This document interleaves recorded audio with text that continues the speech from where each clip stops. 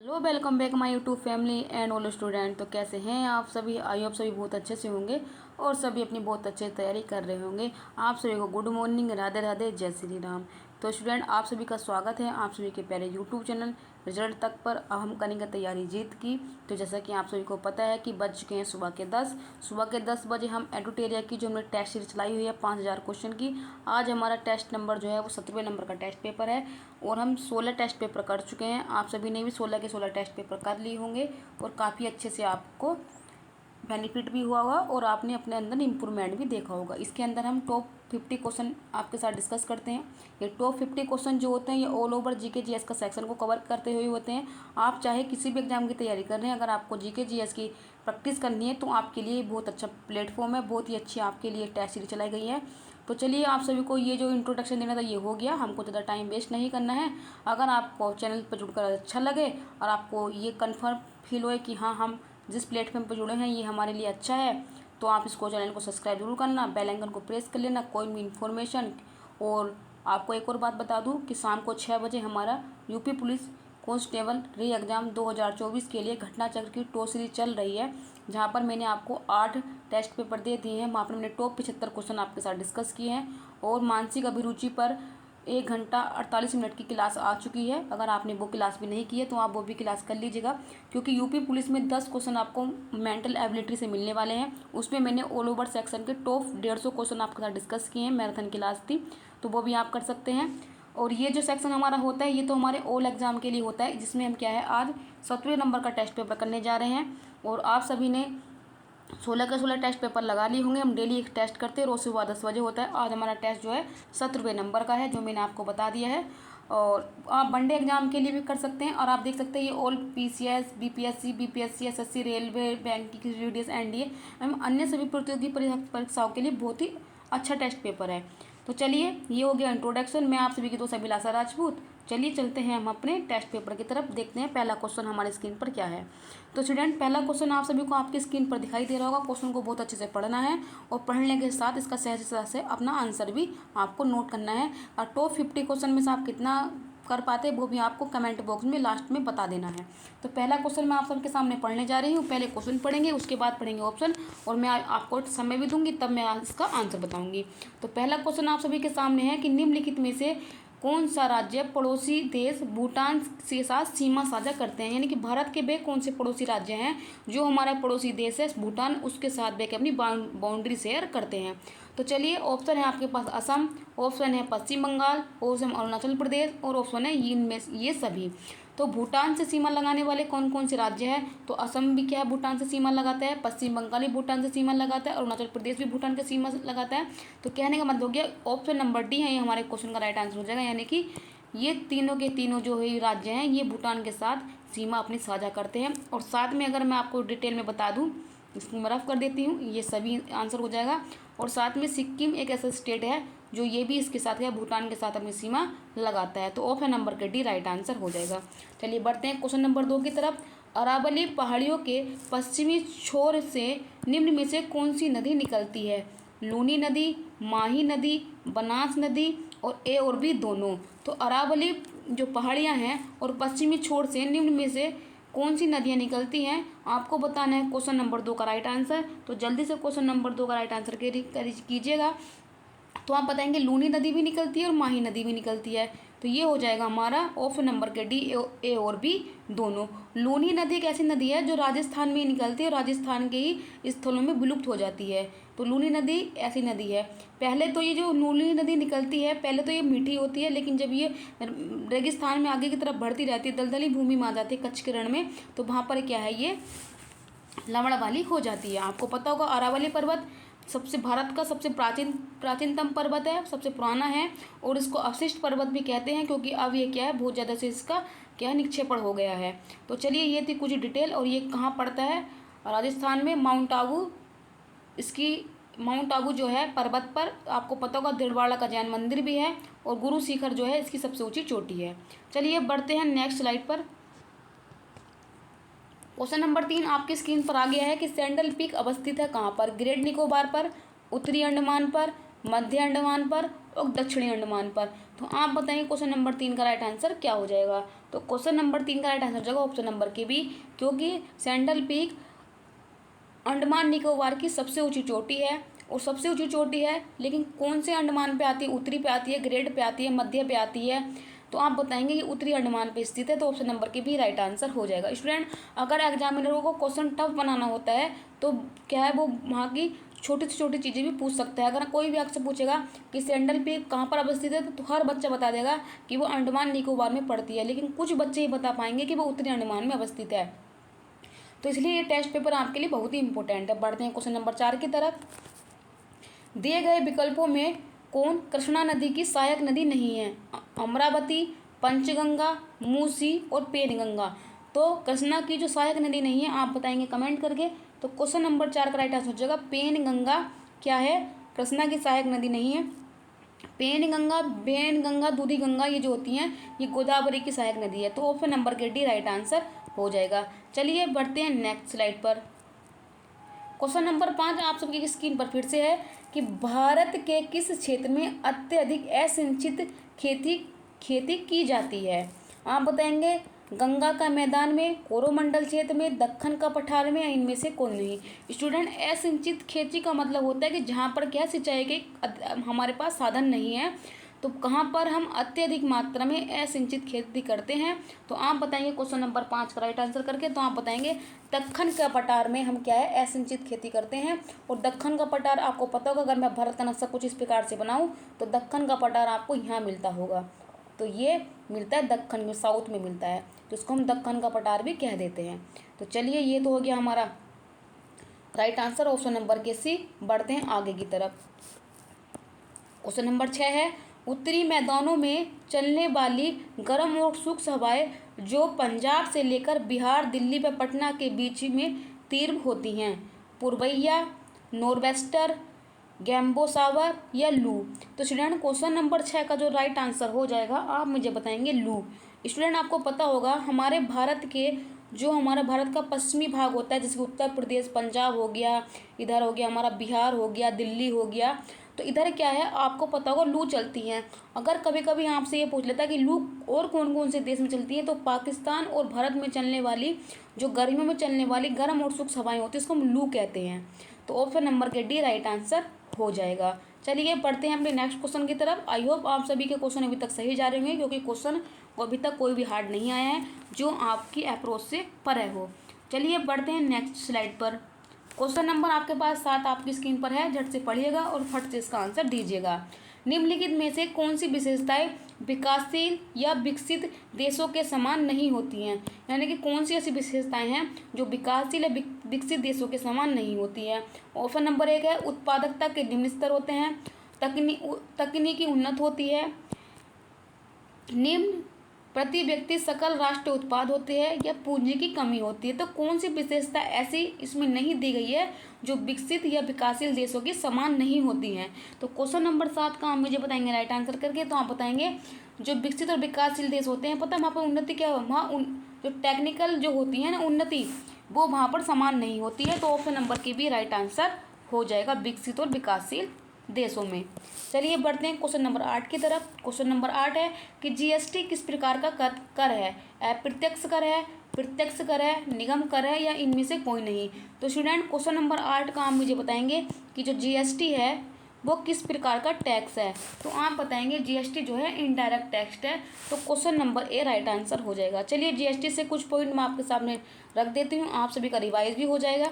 देखिए जीएसटी क्या है, ये विजय केलकर समिति के द्वारा आई थी। कभी कभी आपसे पूछ लेता है कि जो विजय केलकर समिति का संबंध किससे है, तो आप बताएंगे अप्रत्यक्ष कर से, जीएसटी से है। और जीएसटी क्या है, ये वैसे तो 4 प्रकार की होती है। एक होती है एसजीएसटी, एक होती है सीजीएसटी, एक होती है आईजीएसटी, और एक होती है यूटीजीएसटी, यानी कि सेंटर की अलग, केंद्र की अलग, यूटी की अलग होती है। और जीएसटी की कितनी स्लैब होती हैं, तो आप बताएंगे जीएसटी की 5 स्लैब होती हैं। कितनी स्लैब होती हैं? 5 स्लैब। 0 होती है, एक 5 होती है, एक होती है 10, एक होती है 18 और एक होती है 28। तो ये होती हैं 5 स्लैब जो जीएसटी की क्या है टैक्स लगाए जाते हैं। तो इस प्रकार से जीएसटी लगाई जाती है, तो आप इसको भी देख लीजिएगा। तो ये थी कुछ जीएसटी से संबंधित डिटेल। अगर आपसे पूछेगा जीएसटी हमारे देश में कब लागू हुई थी, तो आप बताएंगे 1 जुलाई 2017 को ये हमारे देश में लागू हुई थी। 1 जुलाई को हम जीएसटी डे भी बनाते हैं। चलिए स्टूडेंट, बढ़ते हैं नेक्स्ट क्वेश्चन की तरफ। आप सभी को पता चल गया होगा 7 का क्वेश्चन जो राइट हो जाएगा वो ऑप्शन नंबर के बी, और 8 का जो क्वेश्चन राइट हो जाएगा ऑप्शन नंबर के अप्रत्यक्ष कर। चलिए बढ़ते हैं नेक्स्ट स्लाइड पर। क्वेश्चन नंबर 9 आपके सामने आपको दिखाई दे रहा होगा, इसको पढ़िएगा और क्वेश्चन का आंसर कीजिएगा कि सार्वजनिक क्षेत्रों में विनिवेश को क्या कहते हैं। यानी कि जो पब्लिक सेक्टर के अंदर हम इन्वेस्टमेंट करते हैं उसको हम क्या बोलते हैं? निजीकरण बोलते हैं, वैश्वीकरण बोलते हैं, उदारीकरण बोलते हैं या औद्योगिकरण बोलते हैं। तो सार्वजनिक फील्ड में किया गया इन्वेस्टमेंट को हम क्या कहते हैं? क्वेश्चन नंबर 9 आपसे पूछ रहा है, जल्दी से इसका आंसर कीजिएगा। अगर आप सार्वजनिक फील्ड में इन्वेस्टमेंट करते हैं तो उसको बोलते हैं निजीकरण करना। Option number A right answer हो जाएगा। चलिए बढ़ते हैं नेक्स्ट क्वेश्चन की तरफ। क्वेश्चन नंबर 10 आपको दिखाई दे रहा है कि आय और उपभोग किस प्रकार से संबंधित होते हैं? प्रतिलोम संबंधित होते हैं, आंशिक संबंधित होते हैं और प्रत्यक्ष संबंधी होते हैं, या इनमें से कोई नहीं। तो क्वेश्चन नंबर 10 का आप मुझे बताएंगे राइट आंसर करके। तो चलिए इसका जल्दी से आंसर कीजिएगा। तो क्वेश्चन नंबर 10 का स्टूडेंट जो राइट आंसर हो जाएगा वो हो जाएगा ऑप्शन नंबर के ए। जो आय और उपभोग होते हैं वो हमारी क्या है? प्रत्यक्ष संबंधित होते हैं। देखिए स्टूडेंट, अगर आप इस क्वेश्चन को नहीं भी जानते होंगे तभी भी आप इस क्वेश्चन का आंसर लगा सकते हैं। देखिए, अगर किसी व्यक्ति की सैलरी 10,000 रुपये प्रति माह है तो आप सोच सकते हैं वो उपभोग भी 10,000 से कम का ही करेगा, क्योंकि वो सोचेगा कि मान लीजिए 5,000 का खर्च कर देगा, 2-3 हज़ार बचा लेगा और थोड़ा बहुत रूम रेंट भी दे देगा। अगर सोचिए किसी आदमी की आय अगर 1 लाख होगी तो उसके खर्चे भी 1 लाख के हिसाब से होंगे। किसी आदमी की सैलरी अगर 50,000 होगी तो उसके खर्चे भी, उसका उपभोग भी क्या है, उसके 50,000 रुपये डिपेंड करता है। ऐसा नहीं है कि कोई आदमी 2 लाख रुपये कमाता हो और 10 लाख का वो खर्च कर दे। तो कहने का मतलब है कि आय और हमारे खर्च जो होते हैं वे एक दूसरे से क्या है? डायरेक्ट ही संबंध रखते हैं। तो क्वेश्चन नंबर 10 का जो राइट आंसर हो जाएगा ऑप्शन नंबर के सी राइट आंसर हो जाएगा। तो कुछ चीज़ें आपको क्या है, आप जनरल लाइफ से रिलेट करके क्वेश्चन का आंसर को कर सकते हैं। चलिए बढ़ते हैं नेक्स्ट स्लाइड पर। क्वेश्चन नंबर 11 आप सबके पास है कि निम्नलिखित में से कौन से घटक जलवायु परिवर्तन के मुख्य कारण हैं? यानी कि अगर हमारे क्लाइमेट परिवर्तन होता है तो कौन से ऐसे जो पर्टिकुलर कारण होते हैं जिनसे इफेक्ट पड़ता है? आप बताएंगे प्रदूषण से, ओजोन के संरक्षण से, क्षरण से, या ग्रीन हाउस गैस से, या इनसे सभी से। तो जो हमारे क्लाइमेट परिवर्तन होता है उस क्लाइमेट को इफेक्ट डालने वाले कौन कौन से कारण हो सकते हैं? आप क्वेश्चन नंबर 11 का आप मुझे बताएंगे राइट आंसर करके। तो आप बताएंगे दीदी ये सभी कारण हैं जिससे हमारे जो है क्लाइमेट क्या है, परिवर्तन हो रहा है। क्योंकि प्रदूषण होगा तो भी क्लाइमेट चेंज होगा, अगर ओजोन परत का क्षरण होगा तो भी क्लाइमेट चेंज होगा, और ग्रीन हाउस गैस की मात्रा बढ़ेगी तो भी क्या है, हमारा क्लाइमेट परिवर्तन होगा। यानी कि ये तीनों के तीनों कारण हमारे जलवायु परिवर्तन से सीधे सीधे संबंधित है। ऑप्शन नंबर के डी राइट आंसर हो जाएगा। चलिए बढ़ते हैं क्वेश्चन नंबर 12 की तरफ। क्वेश्चन नंबर 12 है कि क्योटो प्रोटोकॉल को किस वर्ष यूएनएफसीसी के द्वारा स्वीकृत किया गया था या स्वीकारा गया था, एक्सेप्ट किया गया था? ऑप्शन है 1997 में, 2000 में, 2005 में, या 2007 में। तो स्टूडेंट, क्योटो प्रोटोकॉल को किस वर्ष यूएनएफसीसी के द्वारा एक्सेप्ट किया गया था? तो क्वेश्चन नंबर 12 का आप मुझे बताएंगे राइट आंसर करके। तो आप बताएंगे 1997 में इसको एक्सेप्ट किया गया था, क्योंकि आपको पता होगा क्योटो प्रोटोकॉल जो हुआ था वो भी 1997 में ही हुआ था, और उसी वर्ष क्या है, यूएनएफसीसी के द्वारा ही इसको स्वीकारा गया था। आपको पता होगा जो COP जो कोप होती है, कॉन्फ्रेंस ऑफ पार्टीज, वो भी इसी संस्थान के द्वारा ही हैंडल की जाती हैं, आपको पता होगा। और क्योटो प्रोटोकॉल कहाँ पर हुआ था? तो आप बताएंगे जापान में, क्योंकि क्योटो शहर कहाँ पर है, जापान में है। तो ये डिटेल इसके साथ की थी, वो मैंने आपको बता दी। क्या राइट आंसर होगा वो भी आपको पता चल गया। Option number A right answer हो जाएगा। चलिए बढ़ते हैं नेक्स्ट स्लाइड पर। तो क्वेश्चन नंबर 13 आप सभी के सामने है। क्वेश्चन थोड़ा बड़ा था इसलिए मैंने एक स्लाइड में इसको रखा है।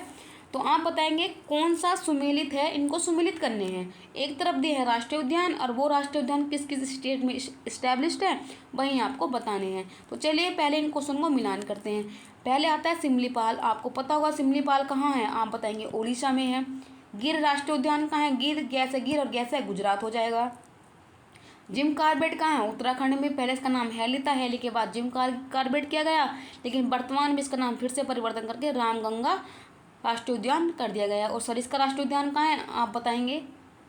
सरिस्का तो राष्ट्रीय उद्यान ये तो वहाँ पे है राजस्थान में, तो गलत हो जाएगा। चलो इसका लगा देते हैं, फिर भी उत्तर प्रदेश बचा है तो उत्तर प्रदेश हमको लगाना पड़ेगा। अब देख लेते हैं, पहले का बैठ रहा है 1, तो पहले का ए में भी है और सी में भी है, यानी कि चौथा गलत, बी गलत हो गया और डी गलत हो गया। फिर गिर का दिया है ऑप्शन नंबर 4, तो गिर राष्ट्रीय उद्यान जो है गुजरात में है, तो पहले का 4 दिया है सी में, तो ए भी गलत हो गया। तो कहने का मतलब है स्टूडेंट, जो हमारा क्वेश्चन सही हो जाएगा ऑप्शन नंबर के सी राइट आंसर हो जाएगा। ठीक है, देखिए जो सरिस्का अभ्यारण्य है ना, ये राजस्थान में है, लेकिन ऑप्शन में दे रखा उत्तर प्रदेश, तो हमको उत्तर प्रदेश ही लगाना पड़ेगा। ठीक है, चलिए बढ़ते हैं नेक्स्ट क्वेश्चन की तरफ। क्वेश्चन नंबर हमारे पास 14 है कि सत्य फल यानी ट्रू फल किससे विकसित होते हैं? बीजांड से होते हैं, अंडप से होते हैं, अंडाशय से होते हैं या परागण से होते हैं? जो ट्रू फल होते हैं वे किससे विकसित होते हैं? तो क्वेश्चन नंबर 14 का आप मुझे आंसर करके बताएंगे, तो आप बताएंगे ये हो जाएंगे अंडाशय से जो भी फल विकसित होता है उसको हम ट्रू फल कहते हैं। ऑप्शन नंबर के सी राइट आंसर हो जाएगा। चलिए बढ़ते हैं क्वेश्चन नंबर 15 की तरफ। क्रूड लीवर तेल मुख्य रूप से किस से संबंधित है? विटामिन डी से, विटामिन बी से, प्रोटीन से या कार्बोहाइड्रेट से? तो क्वेश्चन नंबर 15 का स्टूडेंट जो राइट आंसर हो जाएगा वो हो जाएगा विटामिन डी। और क्रूड लीवर जो तेल होता है ये क्या है? जो मछली का लीवर होता है उसको हम क्रूड लीवर ऑयल भी बोलते हैं। तो option number A right answer हो जाएगा। चलिए बढ़ते हैं नेक्स्ट पर। क्वेश्चन नंबर 16 है कि निम्न में से किसे प्रोटीन का कारखाना कहते हैं? यानी कि आपको पता होगा कि ऐसा कोशिका अंग होता है जिसको हम प्रोटीन की फैक्ट्री बोलते हैं। देखिए इन्होंने कारखाना लिख दिया कि बहुत सारे बच्चे सोचेंगे कारखाना क्या है। कारखाना को आपको पता होगा फैक्ट्री भी हम बोलते हैं। तो माइटोकॉन्ड्रिया को बोलते हैं, क्लोरोप्लास्ट को बोलते हैं, राइसोसोम को बोलते हैं या डिक्टियोसोम को बोलते हैं। तो प्रोटीन की फैक्ट्री किसे कहते हैं? तो क्वेश्चन नंबर 16 का आप राइट आंसर बताएंगे राइबोसोम को प्रोटीन की फैक्ट्री कहा जाता है। कोशिका अंग का सबसे छोटा जो भाग होता है उसको राइबोसोम ही कहते हैं। तो क्वेश्चन नंबर 16 का राइट आंसर हो जाएगा ऑप्शन नंबर के सी। चलिए बढ़ते हैं 17 पर कि वह जीव जिनके केंद्रक झिल्ली का अभाव होता है को कहा जाता है। यानी कि जिसमें हम केंद्रीय झिल्ली नहीं होती हैं उनको हम क्या कहते हैं? एक कोश के जीव कहते हैं, बहुकोश के जीव कहते हैं, यूकैरियोटिक कहते हैं कि प्रोकैरियोटिक कहते हैं? तो क्वेश्चन नंबर 17 का स्टूडेंट जो राइट आंसर हो जाएगा वो हो जाएगा प्रोकैरियोटिक को हम बोलते हैं। और इनके अंदर क्या है? केंद्रीय झिल्ली नहीं पाई जाती है, लेकिन यूकैरियोटिक के अंदर क्या है? केंद्रीय झिल्ली का पाई जाती है। और यूकैरियोटिक के अंदर कौन कौन आते हैं? मनुष्य क्या है यूकैरियोटिक के अंदर आता है। तो ऑप्शन नंबर के डी राइट आंसर हो जाएगा। चलिए बढ़ते हैं नेक्स्ट पर। क्वेश्चन नंबर 18 आप सभी को दिखाई दे रहा होगा। क्वेश्चन नंबर 18 है कि निम्नलिखित में से कौन संशोधित भूमिगत तने का उदाहरण है? आलू है, गाजर है, शकरकंद है या इनमें से कोई नहीं? तो संशोधित भूमिगत तने का उदाहरण है ऑप्शन नंबर 18 का राइट आंसर बताएंगे आलू। ऑप्शन नंबर के राइट आंसर हो जाएगा। आगे बढ़े क्वेश्चन नंबर 19 की तरफ कि निम्नलिखित में से कौन सा कथन फिलोयम के बारे में सही है? फिलोयम पानी और खनिज का परिवहन करता है, फिलोयम फोटोजेनेटिक उत्पादों का परिवहन करता है, ऑप्शन नंबर सी है फिलोयम पौधे को सहारा देता है, या ऑप्शन नंबर डी है बी और सी दोनों। तो क्वेश्चन नंबर 19 भी जो दिया है फिलोयम के बारे में कौन सा सही है? क्वेश्चन नंबर 19 का आप बताएंगे राइट आंसर करके, तो आप बताएंगे ऑप्शन नंबर के भी राइट आंसर हो जाएगा। जो फिलोयम होता है वो फोटोजेनेटिक उत्पादों का क्या है? परिवहन करता है पेड़ के अंदर। तो ऑप्शन नंबर भी राइट आंसर हो जाएगा। और पेड़ के अंदर पाए जाने वाले फिलोयम और जाइलम क्या है? कॉम्प्लेक्स टिश्यू होते हैं। कभी कभी आपसे ये पूछ लेता है कि ये क्या है, तो आप बताएंगे कॉम्प्लेक्स टिश्यू है। क्वेश्चन नंबर 20 आपको दिखाई दे रहा होगा कि स्थलीय हरे पौधों की पत्तियों में कितनी मात्रा में उपलब्ध सौर ऊर्जा को खाद्य ऊर्जा में परिवर्तित करती हैं। यानी कि आपसे ये पूछ रहा है जो स्थलीय हरे पौधों की पत्तियों से कितनी मात्रा में उपलब्ध सौर ऊर्जा को खाद्य पदार्थ में परिवर्तित किया जाता है? 1% को, 10% को, 45% को या 99% को? तो क्वेश्चन नंबर 20 का आप बताएंगे सिर्फ 1% ऊर्जा को ही क्या है हम खाद्य पदार्थ में परिवर्तन करते हैं। ऑप्शन नंबर के राइट आंसर हो जाएगा। आज की पीडीएफ थोड़ी काली हो गई है बट आपको अच्छा दिखाई देगा, लेकिन कल से कोशिश रहेगी कि इसको साफ कर दी जाए। कहा जाएगा कि भाई बच्चों के लिए अच्छे से अच्छी PDF बनाई जाए। क्वेश्चन नंबर 21 है कि कैल्शियम कार्बाइड का उपयोग करके हरे पौधे को पकाने के लिए किया जाता है क्योंकि यह बनाता है क्या। तो क्या आपको पता होगा, अगर आपको कैल्शियम कार्बाइड तो नहीं पता होगा, अगर आप आम को या किसी भी चीज़ को पकाना चाहते हैं, वैसे तो आम का मौसम चल रहा है और अब जो आम जो आएंगे वो कृत्रिम रूप से पके हुए आएंगे, तो आपको पता हो कि आप दुकान पे जाते होंगे तो बोलते होंगे भी कार्बाइड दे दो, तो वो उसका नाम कार्बाइड नहीं होता, उसको बोलते हैं कैल्शियम कार्बाइड। तो कैल्शियम कार्बाइड का उपयोग क्या होता है, हम फलों को पकाने के लिए करते हैं। क्यों करते हैं वही आपसे पूछ रहा है। एसिटिलीन बनाता है, मेथिलीन बनाता है, फ्लोरोरेजीन बनाता है या ऑक्सीन बनाता है। तो क्वेश्चन नंबर 21 का जो राइट आंसर हो जाएगा ये एसिटिलीन बनाता है। और कभी कभी आपसे पूछ लेता है कि पौधों को जो हरे फलों को पकाने के लिए उपयुक्त किए जाने वाली गैस कौन सी होती है, तब आप आंसर देते हैं एसिटिलीन। लेकिन वो एसिटिलीन गैस किसके उपयोग से बनती है, तो आप बताएंगे कैल्शियम कार्बाइड के उपयोग करने से एसिटिलीन गैस हमको प्राप्त होती है, जिससे क्या हरे जो फल होते हैं वो पक जाते हैं कृत्रिम रूप से। तो ऑप्शन नंबर के ही राइट आंसर हो जाएगा। चलिए बढ़ेंगे नेक्स्ट स्लाइड पर। क्वेश्चन नंबर 22 है कि n कोषों में अधिकतम इलेक्ट्रॉनों की संख्या कितनी होती है, 2 होती है, 14 होती है, 18 होती है या 32 होती है। तो क्वेश्चन नंबर 22 का आप राइट आंसर करके बताएंगे 32 होती है। तो ये तो हो गया स्टूडेंट हमारे क्वेश्चन का आंसर। चलिए मैं आपको कुछ बताना चाहती हूँ। देखिए, अगर आपको किसी भी कोष के इलेक्ट्रॉनों की संख्या निकालनी है तो आपको क्या है 2n² एक फॉर्मूला याद रखना है। अगर K, L, M और N ये क्या है, ये इलेक्ट्रॉन की कक्षाएं होती हैं। कभी वो आपसे K से भी पूछ लेगा, L से भी पूछ लेगा, M से भी पूछ लेगा और N से भी पूछ लेगा। K को आप 1 से बताएंगे, L को 2 से, 3 से और 4 से। तो देखिए N की जगह अगर वो पूछेगा K में कितने इलेक्ट्रॉन आ सकते हैं, अगर N की जगह आप 1 रखेंगे तो 1 का स्क्वायर 1, तो 2 गुणा 1 बराबर 2। तो यानी कि N के कोष में कितने इलेक्ट्रॉन आएंगे, आप बताएंगे 2। यही चीज़ अगर आपसे पूछे कि L में कितने आएंगे, तो n की जगह रखेंगे 2 को, तो 2 दूनी 4 और 4 दूनी 8 आ जाएंगे। अगर m में पूछेगा तो 3 तिया 9, 9 दूनी 18 आ जाएंगे। बात करते हैं n की, जो क्वेश्चन में पूछा है, तो 4 का वर्ग करेंगे, 4 चौक 16 दूनी 32। तो आपको पता चल गया होगा कि 32 क्वेश्चन का आंसर कैसे आया है, वो मैंने आपको डिटेल में बता दिया। हमारे क्वेश्चन का राइट आंसर हो जाएगा ऑप्शन नंबर के डी, 32 राइट आंसर है। आगे बढ़िएगा। आधुनिक आवर्त सारणी के उस समूह का नाम बताइए जिसमें ऐसे तत्व होते हैं जो सभी के सभी गैस होती हैं। ग्रुप 10, ग्रुप 12, ग्रुप 14 या ग्रुप 18।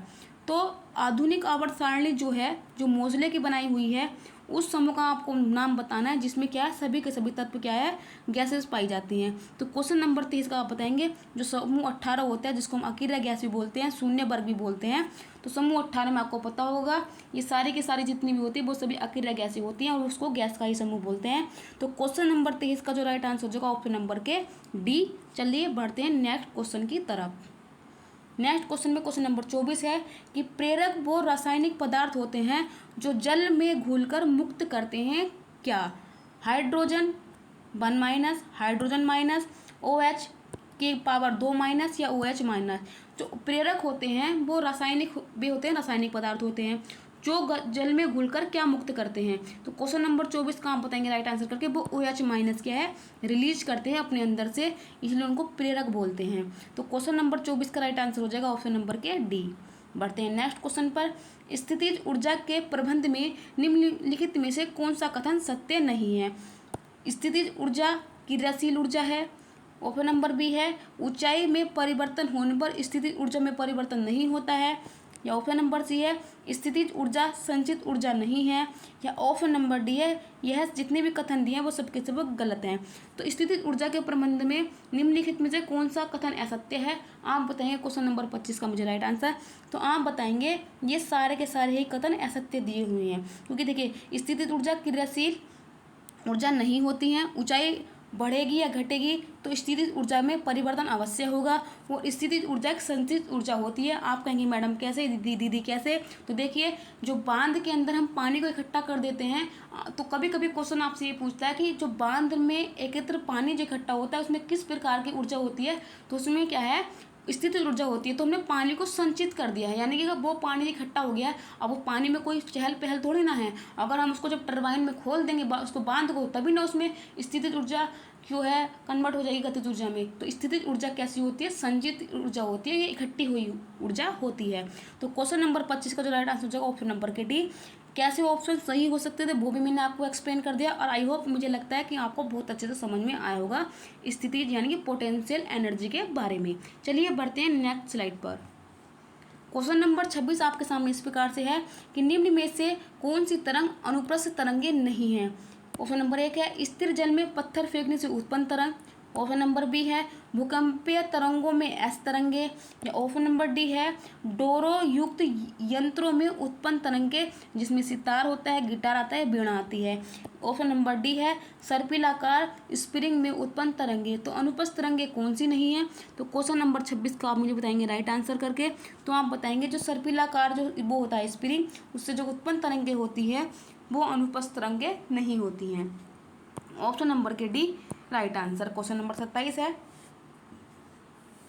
कि भारत का प्रथम निर्यात उपयोगीकरण जोन, जिसको बोलते हैं EPZ, का सृजन कब हुआ था। यानी कि एक्सपोर्ट, ये जो होता है ना, इसको सेज भी बोल देते हैं, कभी कभी सेज भी बोला जाता है, स्पेशल सेज होता है, इकोनॉमिकल जोन, सेज इसको बोलते हैं स्पेशल इकोनॉमिकल जोन, इसको ये भी बोल देते हैं। तो यह भारत का प्रथम निर्यात उपयोगीकरण क्षेत्र था, जिसका सृजन कभी किया गया था। तो आप बताएंगे क्वेश्चन नंबर 27 को जो स्टूडेंट राइट आंसर जगह वो हो जाएगा कांडला, और ये कांडला में ही बनाया गया था, और 2005-06 में इसकी स्थापना की गई थी। 2005-06 में इसकी स्थापना की गई थी, और इसको स्पेशल इकोनॉमिक जोन भी बोलते हैं। तो ये तो हो गया भारत के संदर्भ में भारत का प्रथम निर्यात उपयोगीकरण क्षेत्र। अगर आपसे ये पूछ ले यूपी पुलिस के एग्जाम में कि उत्तर प्रदेश का प्रथम स्पेशल इकोनॉमिकल जोन कहाँ बनाया गया था, तब आप उसका आंसर देंगे मुरादाबाद में बनाया गया था। तो अगर उत्तर प्रदेश स्पेशल से पूछेगा तब आप कांडला जवाब देंगे, अगर आपसे पूछेगा यूपी स्पेशल से तो आप उसका जवाब मुरादाबाद देंगे। तो दोनों क्वेश्चन आपके लिए बहुत ही इंपॉर्टेंट है, दोनों को याद कीजिएगा। चलिए बढ़ते हैं नेक्स्ट क्वेश्चन की तरफ। इसको स्पेशल इकोनॉमिक जोन भी बोलते हैं। क्वेश्चन नंबर 28 है कि भारतीय पंचवर्षीय योजनाओं का मुख्य उद्देश्य क्या था। यानी कि भारत में पंचवर्षीय योजनाएं जो शुरू की गई थी उनका मेन एम क्या था, आप बताएंगे ऑप्शन पढ़ के। धन या आय का समान वितरण, ऑप्शन नंबर बी है स्वावलंबन व विदेशी सहायता पर निर्भरता को कम करना, ऑप्शन नंबर सी है पिछड़ी जातियों का विकास करना, या ऑप्शन नंबर डी है निजी क्षेत्रों में बढ़ती भूमिका। तो पंचवर्षीय योजनाओं को शुरू करने का मुख्य उद्देश्य क्या था। तो क्वेश्चन नंबर 28 का आप देंगे राइट आंसर। तो आप कहेंगे स्वावलंबन और विदेशी सहायता पर जो हमारी निर्भरता थी उसको कम करने के लिए ही भारत में पंचवर्षीय योजनाओं को शुरू किया गया था। तो ऑप्शन नंबर के हमारे क्वेश्चन का राइट आंसर हो जाएगा। चलिए बढ़ते हैं नेक्स्ट क्वेश्चन की तरफ। क्वेश्चन नंबर 29 है कि भारतीय चारागाह व चारा अनुसंधान संस्थान स्थित है कहाँ पर। पटना में है, रांची में है, झांसी में है, या करनाल में है। तो स्टूडेंट भारतीय चारागाह व चारा अनुसंधान संस्थान ये हमारे उत्तर प्रदेश के झांसी में आता है। ऑप्शन नंबर के सी हमारे क्वेश्चन का राइट आंसर हो जाएगा। चलिए बढ़ते हैं नेक्स्ट क्वेश्चन पर। नेक्स्ट क्वेश्चन नंबर 13 आपके सामने है कि संविधान के किस अनुच्छेद के अंतर्गत किसी भी व्यक्ति को विदेश की यात्रा के अधिकार का संरक्षण प्रदान किया गया है। यानी कि भारत में रहने वाला व्यक्ति भारत से विदेश यानी किसी भी विदेश में यात्रा कर सकता है। वो अधिकार, वो उसको अपॉर्चुनिटी किस संविधान के अनुच्छेद से उसको प्रदान की गई है। अनुच्छेद 18 के द्वारा, अनुच्छेद 21 के द्वारा, अनुच्छेद 19 के द्वारा, या अनुच्छेद डी यानी कि 15 के द्वारा। तो क्वेश्चन नंबर 30 का आप मुझे राइट जवाब देंगे। तो आप बताएंगे अनुच्छेद 21 के द्वारा भारतीय नागरिक को किसी भी विदेशी देश में यात्रा करने का अधिकार प्रदान किया गया है। ऑप्शन नंबर के बी हो जाएगा। स्टूडेंट अगर आपसे क्वेश्चन ये पूछ ले कि भारतीय संविधान के किस अनुच्छेद में भारतीय व्यक्ति को भारत के किसी भी राज्य में आने जाने का अधिकार प्रदान है, तब आप उस क्वेश्चन का राइट आंसर क्या करेंगे। चलिए मैं जवाब देती हूँ, तब आप बताएंगे 19 के जो भी AFG आपको पता होगा 19 के 6 पार्ट हैं। तो इन 6 पार्ट में ही दिया गया है कि भारत का नागरिक भारत के किसी भी राज्य के अंदर आ जा सकता है, आसानी से आवागमन कर सकता है। तो वो हमको अपॉर्चुनिटी कौन से अनुच्छेद में मिली हुई है। तो आप बताएंगे आर्टिकल 19 में दी हुई है। और विदेश में जाने का अधिकार आपको किस अनुच्छेद में दिया गया है, तब आप बताएंगे आर्टिकल 21 में दिया गया है। तो ये दोनों क्वेश्चन आप सभी को डिफरेंसेस पता चल गया होगा। क्वेश्चन का आंसर हमारे बी था। चलिए बढ़ते हैं नेक्स्ट क्वेश्चन की तरफ। क्वेश्चन नंबर 31 आपके सामने है कि सेवा के अधिकार की अवधारणा सर्वप्रथम किस देश से आरंभ हुई थी? ब्रिटेन से हुई थी, भारत से हुई थी, अमेरिका से हुई थी या चीन से हुई थी? तो सेवा के अधिकार की अवधारणा सर्वप्रथम किस देश से आरंभ हुई थी? क्वेश्चन नंबर 31 का राइट आंसर हो जाएगा ब्रिटेन। ऑप्शन नंबर के राइट आंसर हो जाएगा। चलिए बढ़ते हैं क्वेश्चन नंबर 32 की तरफ।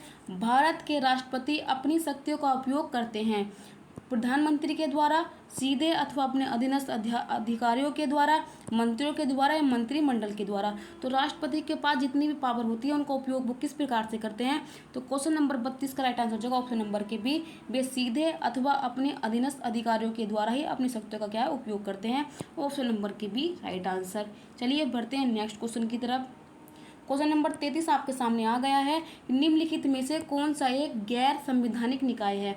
राष्ट्रीय मानवाधिकार, वित्त आयोग, केंद्रीय अन्वेषण ब्यूरो या लोकपाल। तो इनमें से ऐसा कौन सा आयोग है जो गैर संवैधानिक निकाय है? यानी कि गैर संवैधानिक निकाय का मतलब है कि ऐसा कौन सा आयोग है जिसका जिक्र या ऐसा कौन सा विभाग है जिसका कोई एक्ट नहीं है और हमारे संविधान में उसका उल्लेख नहीं है, तो उनको ही हम बोल देते हैं गैर संवैधानिक।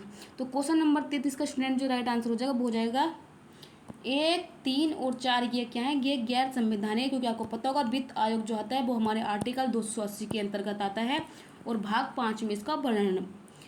वित्त आयोग हमारे 12 के अंदर भाग 12 में है और आर्टिकल 280 में है। तो पहला, तीसरा और चौथा ये तीनों की तीनों गैर संवैधानिक निकाय हैं। ऑप्शन नंबर के सी हमारे क्वेश्चन का राइट आंसर हो जाएगा। चलिए बढ़ते हैं नेक्स्ट क्वेश्चन की तरफ। क्वेश्चन नंबर 34 है कि जनसंख्या नियंत्रण व परिवार नियोजन संविधान की 7वीं अनुसूची में किस सूची का विषय है? स्टूडेंट आपको पता होगा हमारे जो हमारा संविधान है उसके अंदर जो 7वीं सूची है उसके अंदर 3 प्रकार की सूचियों का वर्णन है। संघ सूची, राज्य सूची, समवर्ती सूची। तो ये 3 प्रकार की सूची होती हैं। अवशिष्ट सूची हमारे संविधान के अंतर्गत नहीं होती है, ये तो बस ऑप्शन में डाल दिया गया है। आप क्वेश्चन का राइट आंसर मुझे देंगे, मैं तो आपको डिटेल बता रही हूँ। अगर आपको अनुसूची से संबंधित जितनी भी अगर आपको फैक्ट आपको पढ़ने हैं, थ्योरी क्लास पढ़नी है, तो वो मेरे चैनल पर पड़ी हुई है, आप उसको जाकर पढ़ सकते हैं। मैंने आपको विद ट्रिक और आप उसको कैसे रिलेट करके याद कर सकते हैं वो भी मैंने आपको फुल डिटेल क्लास वहाँ पर पढ़ाई हुई है। अगर आपको ये क्लास करनी है तो आप चैनल पर जाकर कर सकते हैं। चलिए अब आते हैं अपने क्वेश्चन पर वापस। तो संघ सूची में मिलती है, राज्य सूची में मिलती है, समवर्ती सूची में मिलती है या अवशिष्ट सूची में मिलती है? तो जनसंख्या नियंत्रण व परिवार नियोजन का जो ये टॉपिक है ये किस सूची में वर्णित है? तो आप बताएंगे क्वेश्चन नंबर 34 का जो राइट आंसर हो जाएगा ऑप्शन नंबर के सी, ये समवर्ती सूची में आता है।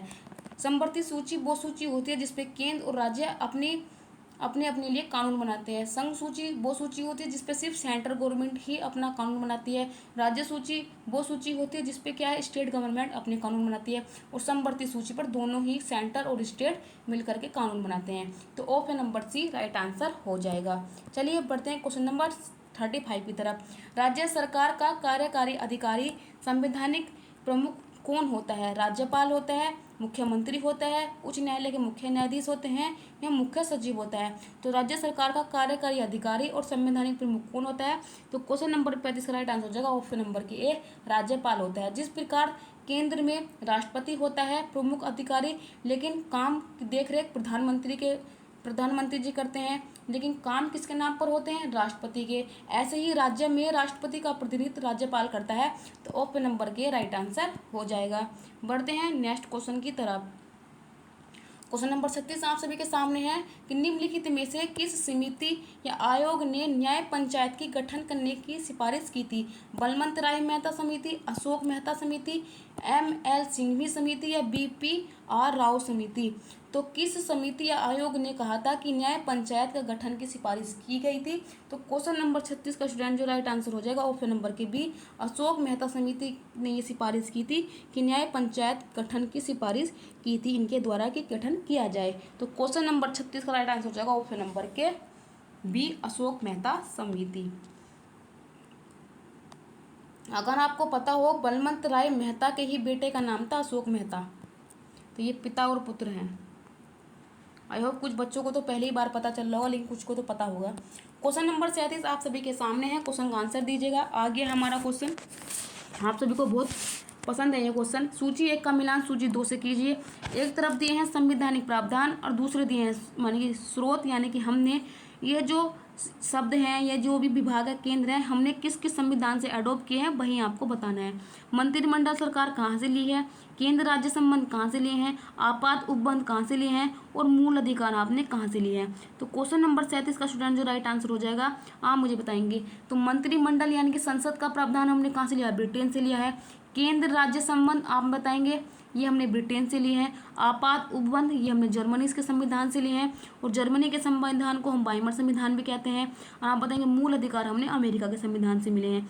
कहने का मतलब है कि हमारे जो ऑप्शन मैच करता है पहले का पहला, दूसरे का दूसरा, तीसरे का तीसरा और चौथे का चौथा, option number A right answer हो जाएगा। अगर आपको ये भी टॉपिक पढ़ना है कि भारतीय संविधान पर विदेशी प्रभाव, तो ये भी क्लास मैंने full topic full detail class content के रूप में कराई हुई है।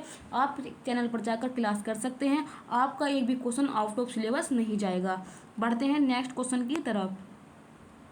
क्वेश्चन नंबर 38 आपके सामने आ गया है कि संतलत काल में राजस्व विभाग का प्रमुख क्या कहलाता था। वजीर होता था, वकील ए दर होता था, मुशारिक ए मुमलिक होता था, मुमालिक या खजीन होता था। तो संतलत काल में जो राजस्व रेवेन्यू जो विभाग था उसका प्रमुख क्या कहलाता था। क्वेश्चन नंबर 38 का आप देंगे राइट जवाब, तो आप बताएंगे उसको वजीर कहते थे। क्या बोलते थे, वजीर बोलते थे। ऑप्शन नंबर के राइट आंसर हो जाएगा। क्वेश्चन नंबर 39 है कि 4 बाग बनवाने की परंपरा की शुरुआत किस शासक के समय में हुई थी। बाबर के, अकबर के, शाहजहां के या जहांगीर के। तो 4 बाग बनवाने की जो परंपरा शुरू हुई थी वो कब हुई थी। तो क्वेश्चन नंबर 39 का जो स्टूडेंट राइट आंसर हो जाएगा ऑप्शन नंबर के। और 4 बाग भी इसने क्या है हुमायूं का मकबरा बनवाया था। तो ऑप्शन नंबर 39 का राइट आंसर हो जाएगा ऑप्शन नंबर के बी, ये हमारे क्वेश्चन का राइट आंसर है। चलिए बढ़ते हैं नेक्स्ट क्वेश्चन की तरफ। आई होप आप सभी को क्वेश्चन करने में काफ़ी अच्छा लग रहा होगा और ये सीरीज आपको काफ़ी अच्छी भी लग रही होगी। इसमें हम 5000 क्वेश्चन आपके साथ डिस्कस करेंगे। आज जो हमारा सेट नंबर है ये आपका 17वां सेट नंबर है। इसी प्रकार से हम पूरे 100 टेस्ट यहाँ पर कंप्लीट करेंगे। चलिए क्वेश्चन नंबर 40 आप सबकी स्क्रीन पर दिखाई दे रहा होगा। क्वेश्चन नंबर 40 है कि मंदसौर अभिलेख निम्न में से किस शासक से संबंधित है। यशोवर्मन से संबंधित है, समुद्रगुप्त से संबंधित है, रुद्रदामन से संबंधित है, ये स्कंदगुप्त से संबंधित है। तो मंदसौर अभिलेख किस शासक से संबंधित है, तो आप बताएंगे यशोवर्मन से संबंधित है। क्वेश्चन का राइट आंसर हो जाएगा ऑप्शन नंबर के ए। आगे बढ़ेंगे। क्वेश्चन नंबर 41 है कि हेन स्वांग के संबंध में निम्नलिखित में से कौन सा कथन गलत है। तो हेन स्वांग के संबंध में कथन दिया हुआ गलत वही आपको आइडेंटिफाई करना है। ऑप्शन है कि हर्षवर्धन के शासनकाल में भारत आया था। ऑप्शन नंबर बी है इसका भ्रमण वृत्तांत सीयूकी में वर्णित है। हेनसांग ने बुद्ध की प्रतिमा के साथ साथ सूर्य और शिव की प्रतिमाओं का भी पूजन किया था, या ये सभी हैं। तो क्वेश्चन नंबर 41 का स्टूडेंट जो राइट आंसर हो जाएगा वो हो जाएगा ऑप्शन नंबर के डी। इनमें से कोई सा कथन गलत नहीं है कि चारों के चारों यानी तीनों कथन सही दिए हुए हैं। ऑप्शन नंबर के डी हमारे क्वेश्चन का राइट आंसर हो जाएगा। चलिए बढ़ते हैं नेक्स्ट क्वेश्चन पर। क्वेश्चन नंबर 42 आपके सामने आ गया है कि सैंधव सभ्यता में प्रमुख स्थल रोपड़ किस नदी के किनारे स्थित था। सिंधु के किनारे था, रावी के था, मादर के था या सतलज के था। तो रोपड़ शहर किस नदी के किनारे था, आप बताएंगे 42 का राइट आंसर करके। तो आप बताएंगे सतलज के अंदर, सतलज पर स्थित था। रोपड़ वर्तमान में कहाँ पर पड़ता है, पंजाब में पड़ता है। ऑप्शन हम चलेंगे 43 की तरफ। क्वेश्चन उत्तरकालीन मुगल सम्राट में सर्वाधिक समय तक शासन किसने किया था। जो उत्तरकालीन मुगल सम्राट था सर्वाधिक समय तक शासन किसने किया था। बहादुर शाह ने किया था, जहांगीर शाह ने किया था, शाह आलम द्वितीय ने किया था, या मोहम्मद शाह ने किया था। तो क्वेश्चन नंबर 43 का स्टूडेंट जो राइट आंसर हो जाएगा शाह आलम द्वितीय के द्वारा सर्वाधिक शासन किया गया था उत्तरकालीन जो क्रम का मुगल सम्राट था शाह आलम द्वितीय। ऑप्शन नंबर की सी राइट आंसर। बढ़ेंगे नेक्स्ट स्लाइड पर। तो क्वेश्चन नंबर 44 आप सभी के सामने है। प्रमुख जैन तीर्थंकर में अरिष्टनेमी 22वें क्रम के थे। इनका प्रतीक चिन्ह क्या था, इनका सिंबल क्या था। शंख था, सर्प था, सिंह था या नील कमल था। तो 22वें तीर्थंकर जो अरिष्टनेमी थे इनका सिंबल क्या था। क्वेश्चन नंबर 44 का स्टूडेंट जो राइट आंसर हो जाएगा वो हो जाएगा हमारा शंख। ऑप्शन नंबर की राइट आंसर। सिंह किसका था, यह आप बताएंगे महावीर स्वामी का। और सर्प किसका था, आप बताएंगे पार्श्वनाथ का। चलेंगे क्वेश्चन नंबर 45 की तरफ। लंगर व्यवस्था को किस सिख गुरु के द्वारा स्थायी बनाया गया था? गुरु नानक के द्वारा, गुरु गोविंद सिंह के द्वारा, गुरु अर्जुन देव के द्वारा, गुरु अंगद जी के द्वारा। तो क्वेश्चन नंबर 45 का राइट आंसर हो जाएगा गुरु अंगद के द्वारा क्या है, लंगर व्यवस्था को स्थायी रूप से बनाया गया था। ऑप्शन नंबर के डी हमारे क्वेश्चन का राइट आंसर हो जाएगा। बढ़ेंगे नेक्स्ट स्लाइड पर। क्वेश्चन नंबर 46 आपके सामने आ गया है कि निम्नलिखित गवर्नर जनरल में किसने राजकीय कोषागार को मुर्शिदाबाद से हटाकर कोलकाता लाया था? यानी कौन सा जनरल गवर्नर था या गवर्नर जनरल था जिसने क्या किया था कि राजकीय जो कोष था वो मुर्शिदाबाद से हटाकर कोलकाता लाया गया था। वो मुर्शिदाबाद उस समय कहाँ था? बंगाल में था, और कोलकाता भी बंगाल में था। तो मुर्शिदाबाद से हटाकर कोलकाता लाया था।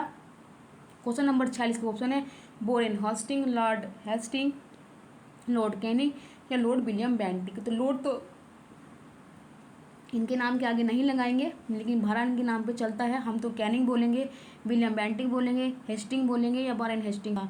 तो क्वेश्चन नंबर 46 का हम बताएंगे राइट आंसर करके बारन हेस्टिंग ने ये काम किया था। जो राजकीय कोषागार था वो मुर्शिदाबाद से हटाकर कोलकाता लाया था। क्वेश्चन नंबर 47 है कि पहली बार स्वराज शब्द का प्रयोग कहाँ पर किया गया था, कब किया गया था?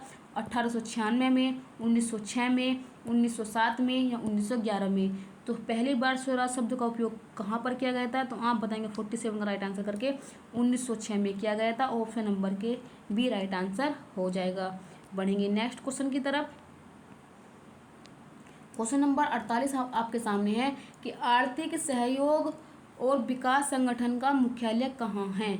जिनेवा में है, वियना में है, पेरिस में है कि न्यूयॉर्क में है? तो आर्थिक सहयोग और विकास संगठन का मुख्यालय हेडक्वार्टर कहाँ पर है? तो 48 का राइट आंसर हो जाएगा पेरिस फ्रांस में है।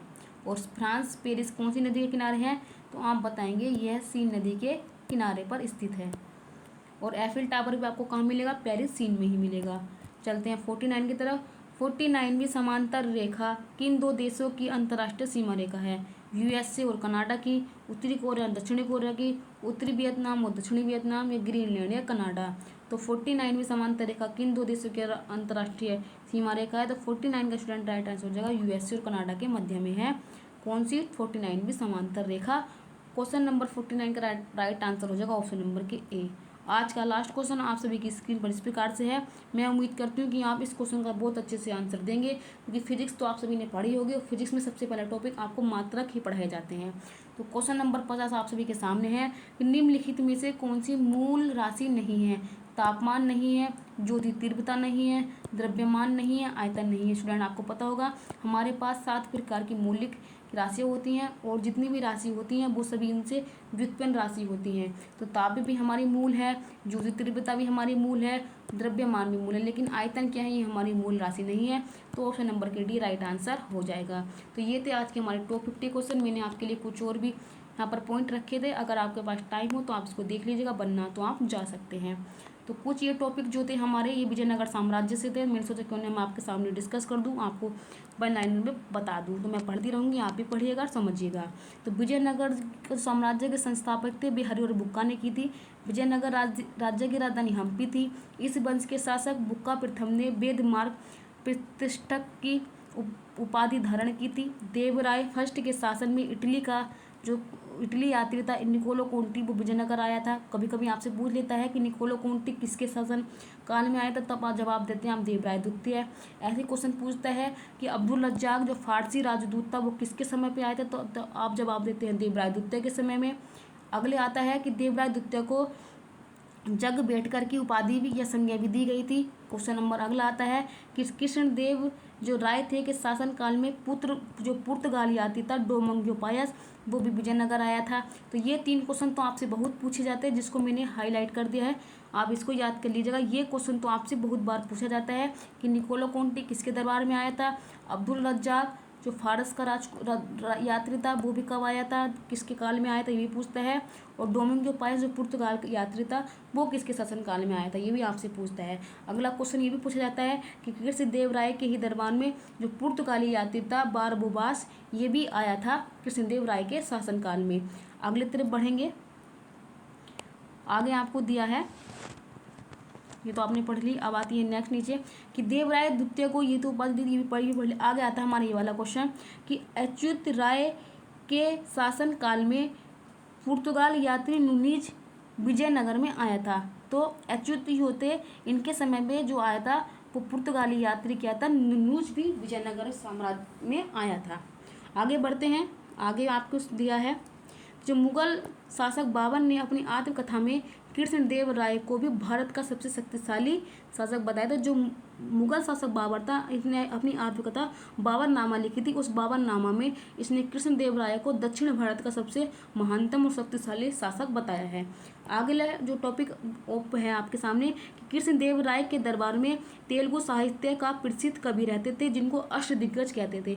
यानी कि जो कृष्णदेव राय जी थे, इनके दरबार में तेलुगु साहित्य का एक क्या था, ग्रुप था। उस ग्रुप को ये अष्टदिग्गज कहते थे। जैसे कि मराठा साम्राज्य में जो अष्ट प्रधान होते थे, 8 जो प्रमुख मंत्री होते थे, उनको अष्ट प्रधान कहा जाता था। उसी प्रकार से कृष्णदेव राय के भी जो तेलुगु कवि थे उनको अष्टदिग्गज कहा जाता था। अगला पढ़ते हैं कि विजयनगर साम्राज्य के पतन का कारण तालीकोटा का युद्ध था जो 23 जनवरी 1565 में हुआ था, जिसको राक्षस तांगड़ी का भी युद्ध कहा जाता है। तो कुछ ये जो इम्पोर्टेंट थे ये आपके विजयनगर साम्राज्य से थे। और मुझे इतना यकीन है कि ये सारे के सारे क्वेश्चन आपसे वन लाइनर की फॉर्म में वनडे एग्जाम में पूछे जाते हैं। अगर आपको अच्छा लगा है तो आप इसका स्क्रीनशॉट खींच के रख लीजिएगा। आपको एग्जाम में बहुत ही किफायती और बहुत ही कारगर सिद्ध होगा। ये थी हमारी क्वेश्चन की आंसर सीरीज। आप यहाँ से भी इनके क्वेश्चन को देख सकते हैं कि कौन कौन से क्वेश्चन आपने सही किए, कौन कौन से क्वेश्चन गलत किए। तो आप अपने आंसर की यहाँ से मिला सकते हैं कि आपने टॉप 50 क्वेश्चन में से कितने नंबर हासिल किए। तो ये थी आज की हमारी क्लास। आई होप आप सभी को क्लास बहुत अच्छी लगी होगी, बहुत करने में मज़ा भी आया होगा। मुझे विश्वास है कि आप सभी बहुत अच्छे से सीख भी रहेंगे। जैसी मेरी उम्मीद है कि मैं आपको बहुत अच्छे से डिलीवर कर रही हूँ क्वेश्चन। हाँ, ये हो सकता है कि कुछ शब्द मुझसे बोले नहीं जाते, बट मेरी कोशिश है कि मैं बहुत से अच्छा आपको दूँ। तो चलिए, आप सभी का रिजल्ट तक परिवार पर जुड़ने पर बहुत बहुत धन्यवाद। मैं आप सभी की दोस्त अभिलाषा राजपूत आप सभी से लेती हुई विदा। मिलते हैं अगले दिन इसी जोश इसी जुनून के साथ। Thank you so much.